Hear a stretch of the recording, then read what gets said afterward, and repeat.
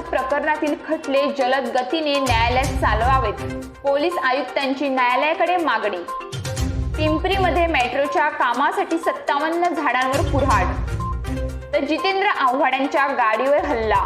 संभाजीराजेंबद्दलच्या वक्तव्यानंतर कार्यकर्ते आक्रमक.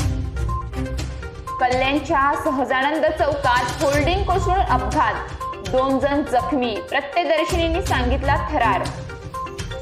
तर घोडबंदर मार्गावर कंटेनर उलटला, उड्डाणपुलाखाली मार्गिका बंद, वाहनांच्या रांगा. पूर्व द्विगती महामार्गावर विचित्र अपघात, दुचाकीस्वार तरुणाचा मृत्यू तर 2 जण जखमी. तर ठाणे शहरातील रिक्षा चालकांचा संपाचा इशारा, दंड स्वरूपात आकारण्यात येणारी रक्कम कमी करण्याची मागणी. भरधाव गाडीने घेतला बळी, विवा महाविद्यालयाच्या प्राध्यापिकेचा मृत्यू. ठाण्यात भीषण अपघात, पहाटेच्या वेळी अंदाज न आल्याने वाहन एकमेकांवर धडकली, मोठी दुर्घटना. तर हिमाचल उत्तराखंडामध्ये ढगफुटी, 16 जणांचा मृत्यू, 50 बेपत्ता.